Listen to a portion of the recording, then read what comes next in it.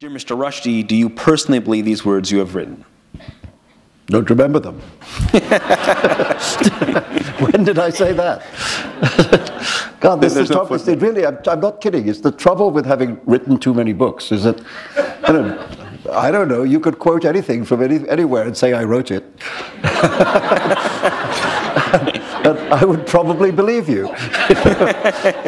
But I don't really, in this lovely world, loveless world, it's better to... No, I think waking is better. I think waking up. Wake up. Wiser to dream than to awake. No. I mean, dreaming is fun, but waking up is better.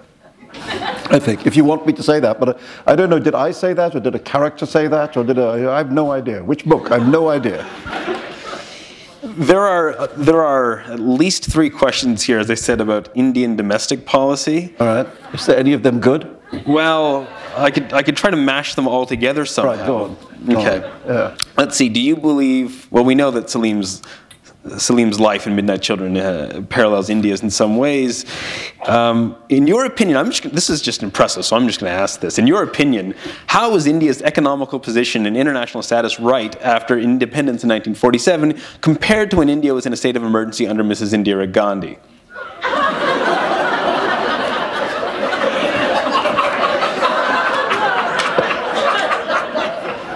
You could now There's more? In connection, what was it like to be Helen Hunt's gynecologist? So if you can bring those 2 together, that'd be wonderful. But well, yeah, I had to deliver her baby. To answer the gynecological question. And what's more, I did method acting. I actually went to proper gynecologists and studied. And, yeah, I was taught how to work the machinery. So if anybody needs an ultrasound, I am able to work the latest machinery. I don't know what the other question. I mean, I think the thing that's interesting about what happened in India economically is that it started off as a kind of command economy, as a kind of Soviet-style command economy, with 5-year plans and all that. And that didn't work very well. And then there was this liberalization, which turned it into a kind of open, laissez-faire capitalist economy, and that meant that a certain number of people got unbelievably rich, but otherwise it didn't work either. So, you have a continuing situation in which a very large number of the population lives on or below the poverty line. And the difference is that the top bit of the population has gotten much, much, much richer. So you now have a country with more billionaires than the rest of Asia combined, I think. And yet, the largest slums in Asia. So that's the condition of India. And the problem is not whether it's a socialist economy or a capitalist economy. The problem is corruption. The problem is that people steal everything, and as a result, the poor stay poor and the rich get richer. And it's not a good recipe for a stable society. And I worry about it because I love India and I love the fact that it tries to be a free society. But these things are big problems that it seems that nobody's looking at, because everybody's too busy feathering their nest. You do hear in India these stories of people arriving in politicians' hotel suites with suitcases of money. I mean, it's like something out of The Godfather. And yet, in India, it happens all the time, So that's the problem. The problem is corruption. How do you fix that? I don't know. Well, even in making a comment like that, it kind of speaks to another one of the questions, which has to do with being a public intellectual as a novelist, and what novelists can bring to public discourse in a way that otherwise prominent opinionistas couldn't. Well, I mean, I don't see why anyone can't be a public intellectual. I don't think you have to be a member of the official paid-up commentariat, I mean, in fact, I think one of the problems of North American political discourse is that it's been narrowed down to a group of professional commentators. So that if you're Tom Friedman or Maureen Dowd, you can be in the newspaper 6 times a week having opinions. I mean, I myself don't have that many opinions. I don't know how to have 3 opinions a week. I mean, there was a point where I was writing a monthly op-ed thing for the New York Times syndicate, and I found it really difficult having one opinion a month. You know? But Mr. Friedman and Ms. Dowd, they're good at it. But I think the problem is that it narrows, if all you have are professional commentators, it really narrows the range of voices that you hear.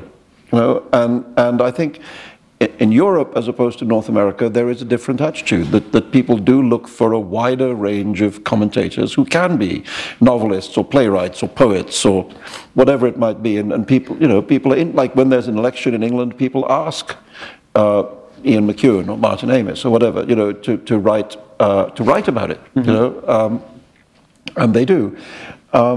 And I think it's just better to have a wider range of voices, you know, and I worry about the way in which the media in this country is narrowing, not this country only, but the whole of North America, and much of the rest of the world, actually, increasingly, narrows the range of the spectrum is smaller, you know, and I don't think that helps us to understand what's going on. So I think, why not novelists, you know? I mean, there are novelists who are very knowledgeable and think a great deal about public life. Not all novelists, but you think about, you know, Don DeLillo, Joan Didion, Norman Mailer, Michael Hare, Robert Stone. You know, there's a very wide range of novelists who are extremely competent to speak on public matters, and others who probably wouldn't want to, which is also fine. Right. You know, but why not allow those voices? I want to know what Don DeLillo thinks about the world we live in right now, you know, because he's been one of the most magnificent understanders of that world, you know, many ways before it came into being. I think a novel like Mao Tu foresaw the growth of terrorist radicalism, you know, before it really happened. And so if you've got a mind as prescient as that, you know, why not allow him to be in the newspapers telling us what he thinks about what's happening now? And I think it's a loss that it doesn't happen. I think do we have time for perhaps one more question? Yes, so the final question is, Mr. Rushdie, while all of us are reading your book, what are you reading these days? Not very much. I'm on book tour. I'm talking a great deal, but I'm not talking, I'm trying to sleep. I've just started reading David Mitchell's novel, 1,000 Autumns of Jacob de Zoet. And I mean, so far I think it's wonderful. I think he's a wonderful writer. And strongly to be recommended. And I have on my nightstand Nicole Krauss's new novel, Great House, because when she wrote a short story called From the Desk of Daniel Varsky, which was the starting point for the novel, when I was guest editing the Best American Short Stories a couple of years ago, I actually picked it as one of the 20 stories.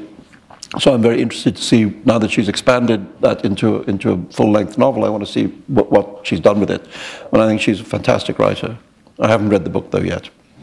Thank you. All right, well, that would... Cards only, so time is up then? That's it, yeah. Cards well, then I think if you'll all join me, ladies and gentlemen, join me in saying thank you, Mr. Rushdie. For a lovely conversation. Thank you.